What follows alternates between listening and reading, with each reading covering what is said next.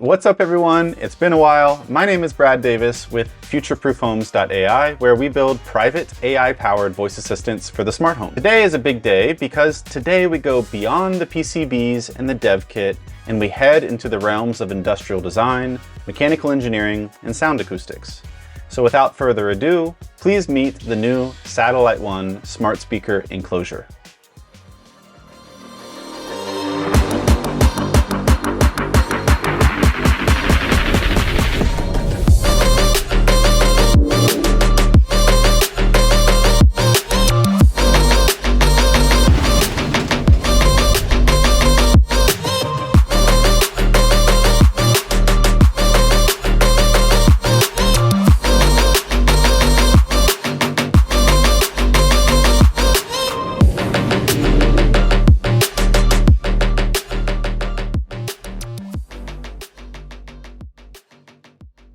Hey Jarvis, play royalty-free party music.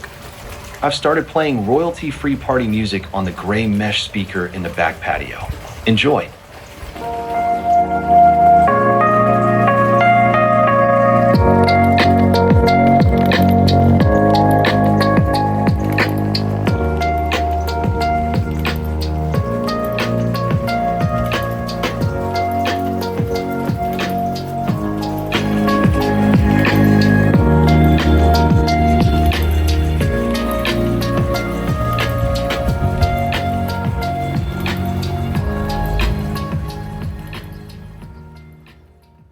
If you already have a Satellite1 dev kit, or you've been waiting for a more complete product, then this enclosure is for you. It comes with all the parts that you need to convert your Satellite1 into a full-blown smart speaker. Huge shout out to Martin, who designed this enclosure and is officially joining the Future-Proof Homes team. I'm also excited to share that our latest Satellite1 software updates introduce synchronized multi-room music playback via our new Snapcast implementation, which is perfect for showcasing how multiple Satellite1s can play music across your entire home. Be sure to find us in the Discord and thank Misha for getting Snapcast operational on the ESP32. Hey Jarvis, play royalty-free lo-fi. I'm playing royalty-free lo-fi music in the kitchen. Enjoy. And then we'll add another speaker in, so let's add our gray mesh. Just because we can, we will add our living room ceiling speakers as well, because I have a Satellite1 in my ceiling, which we'll be talking about more in the future. All right, so are you ready to build your own AI-powered smart speaker and multi-room music streaming solution? Then let's get building. So first, let's go over all the components that come inside of the Satellite1 smart speaker enclosure kit. Firstly, as a reminder, the Satellite1 is a separate purchase. A lot of you guys already have this, but the actual electronics and components you purchase separately, and it comes with the USB cable and power adapter. The enclosure kit comes with the ceiling foam that's going to go inside the actual enclosure here so that it's airtight. It comes with 22 M3 10mm screws, the necessary hex wrench. It comes with a 15 watt 4 ohm full range driver, and it actually peaks at 20 watts, and this thing is big. It comes with a 4 ohm 20 watt tweeter as well, and these two drivers are connected via the crossover. This crossover has a bass boost and a treble boost that you can optionally use. All of those components are going to go inside the actual enclosure itself. The enclosure is a front piece and a back piece, and they clamp together, as you might imagine, like that. And then the top piece snaps on top, and then the diffuser goes in there. And finally, you have a screw guide tool that we'll use just for installation purposes. You have a choice to purchase this in charcoal gray. Then we also have the bone white. That is right here. All right, so now it's time to actually start to do the install. But before we get started, I want to mention that we are considering offering this speaker as a pre-assembled product so that you don't have to build it yourself. Let me know in the comments, would you prefer a ready-to-use version to arrive at your doorstep? Okay, back to the build. Okay, so the first step I would recommend is to put the ceiling foam in. If you look really closely in this enclosure, you will see that there's this tab right here that you can pull out with a pair of pliers. And then you'll also see that there is this raceway that goes all the way around the perimeter here. You also have raceway around the tweeter, and you also have it around the woofer down here. One thing to call out is you might see some 3D printing artifacts on these. That is expected. We did a ton of tests on this enclosure, and this is about as good as it's gonna get without putting a bunch of nasty supports in there. All right, let's go ahead and install the ceiling foam.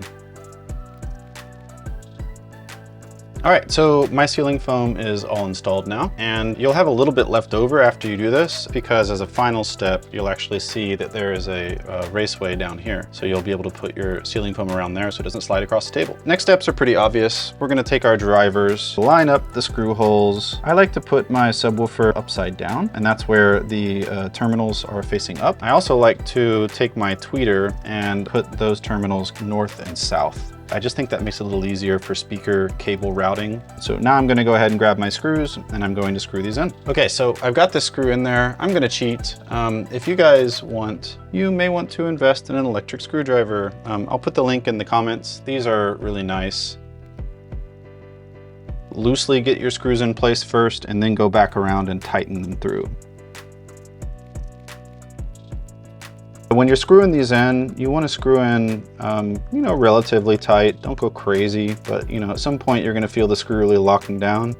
So one thing to note is these enclosures will negatively impact the lux sensor because, the sensors on the hat are tucked in the enclosure and it's very dark in there. The humidity and temperature sensor are going to report slightly incorrectly, but there's compensation for that in the firmware. You can go in and you can set the temperature sensitivity if you want to. And then millimeter wave doesn't fit in this enclosure. We will get to that in the future. All right, so if you look really closely at this crossover, you'll see that there's 3 terminals. On this side, which doesn't have a terminal connector, that's your bass booster. On the other side, you have your tweeter booster. I like to have these on currently. And if you look really closely at the enclosure, you'll see that there is a little mounts in here. So it's gonna go in like that. And an easy way to kind of orient that is if you set the crossover next to it where the mount's at. This one on the top goes to the Satellite1. This one on the side goes to the tweeter. And this one on the bottom goes to the woofer.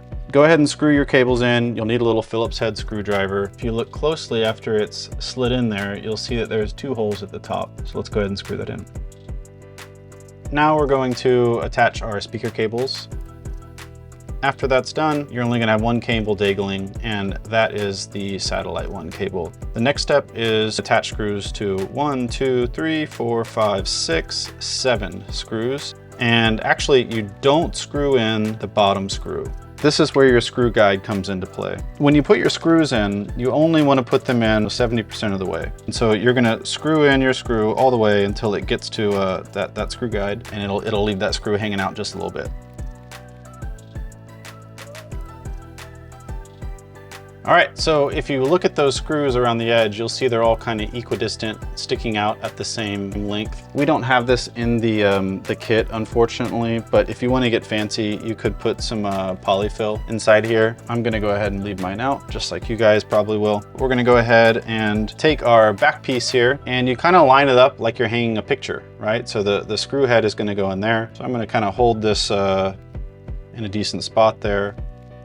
Go ahead and go around and get all those screw heads kind of in. So you're gonna end up with something that looks a little like that. So it's staggered. And I wanna get my cable length kind of correct. Right there is probably pretty good. Now we just wanna push them together so that they can become one. There you go. Oh, and it might be wise to recommend that before you start screwing and clamping these down, plug in your Satellite1 and see if you can get power to it. So the first hole I would recommend is this bottom one where you did not put the screw in earlier. So we're gonna take our screw, load it in there, start turning that screw. There we go, we got it. Go around perimeter equally and just tighten each one. And so you'll end up with a enclosure whose edges are sealed. And then we're going to take our remaining ceiling foam here and we can put it around the bottom. This feels really nice when you set it down on the table.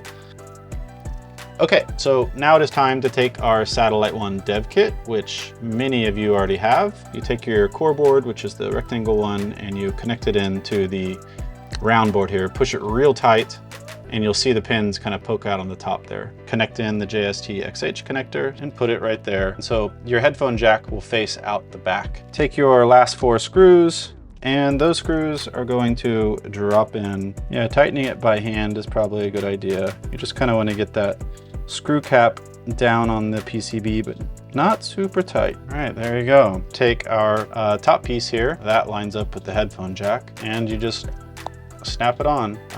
Take your diffuser ring, snap that in there as well, and there you go. There is your charcoal gray Satellite1 enclosure. Okay, so let's power up our Satellite1 smart speaker using the USB-C cable and the 30-watt power adapter that it was included in the dev kit. And then we'll hook it up to Home Assistant and we'll set up a voice assistant pipeline. I'll go through this part pretty quickly because I've already covered it in earlier videos, but for detailed documentation, head over to docs.futureproofhomes.ai, click on the Satellite1 dev kit in the top menu bar, and then go to the Connect to Home Assistant section and follow those steps. We can go ahead and plug it in. If it's brand new from the factory, you might see a 360-degree blue ring. And that's it updating the XMOS chip. And then it will come back to this warm white sparkling LED. So it is broadcasting a Bluetooth signal saying, please pair me to Home Assistant.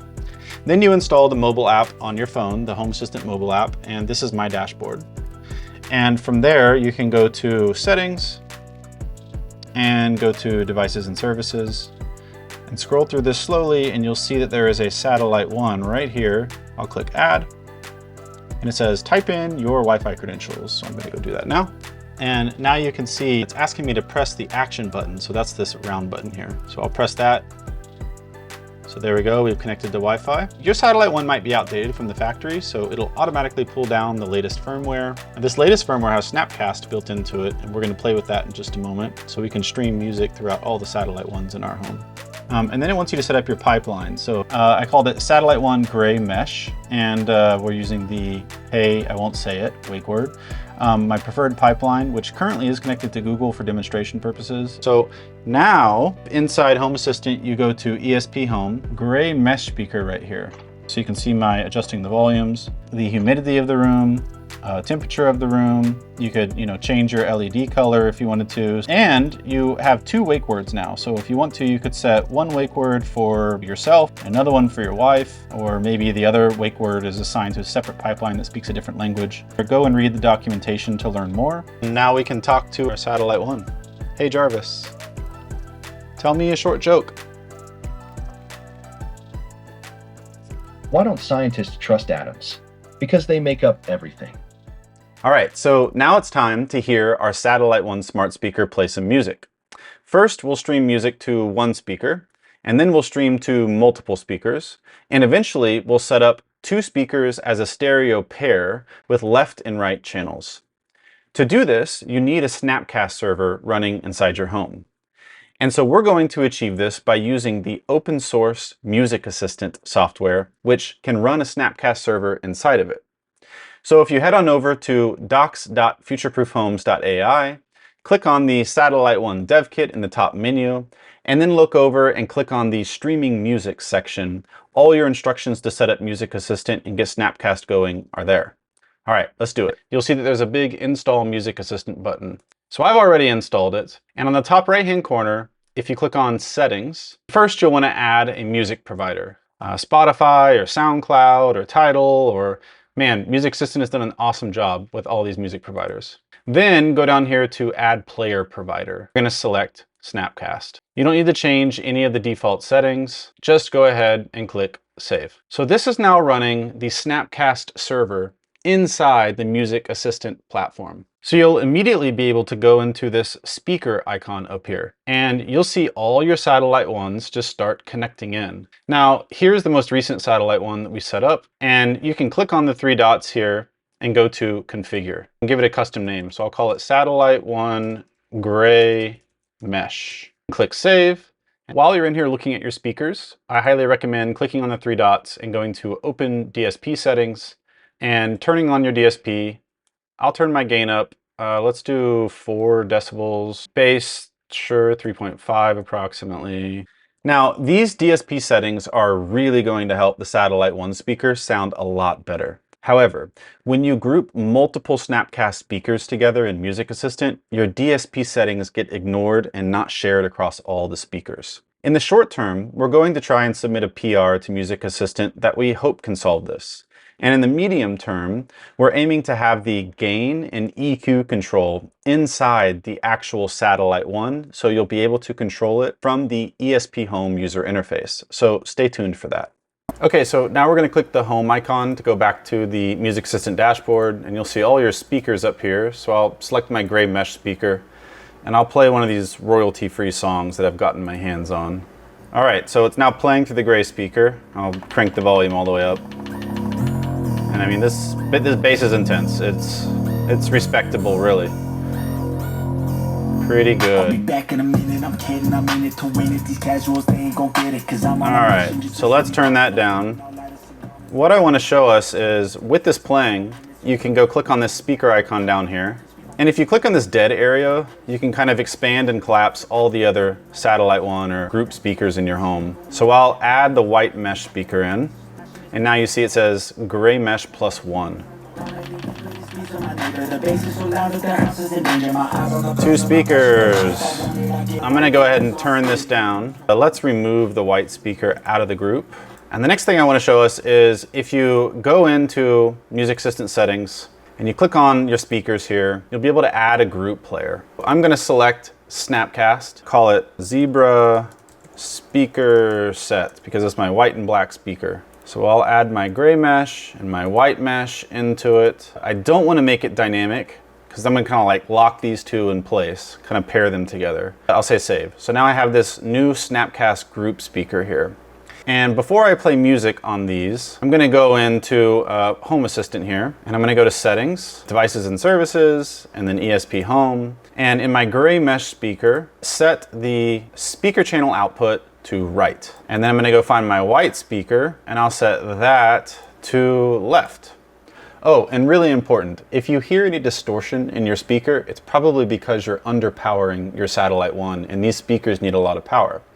So make sure you're using the power adapter that we gave you, but inside ESP Home, you'll see that there's a USB-C power draw sensor down here, and you'll want to add these up and make sure that you're supplying around 30 watts of power. Okay, I just wanted to make sure that was clear. And by the way, setting it to left and right channel, it will not impact the TTS response. It'll sound just fine when you're talking with the voice assistant. Back into Music Assistant here, I'll find my Zebra kit, and I'll go ahead and play this same song as before. So now I have 2 speakers that are playing left and right. All right, so now I get a cool like stereo effect. I'll be back in a minute, I'm kidding, I'm in it to win it. These casuals, they ain't gon' get it, 'cause I'm... Okay, and as our final trick here today, you're probably going to want to be able to use your voice to tell the Satellite1 to play a certain song. Now, this is very experimental, and today's demo does require cloud-based AI like Google Gemini or ChatGPT. However, Nexus will be able to do this as well, which is going to be great. All right, let's do it.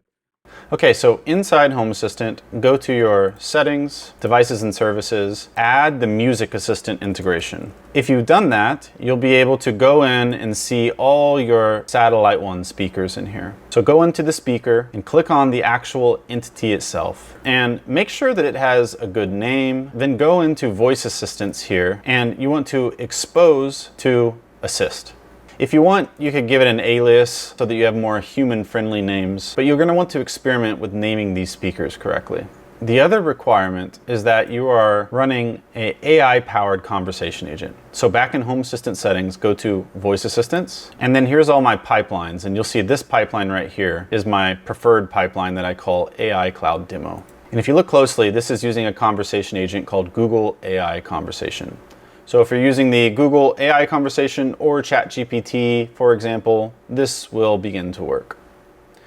At this point, I can now go and say to the voice assistant, "Hey Jarvis, play music by the artist Randy Newman on my Zebra speaker set."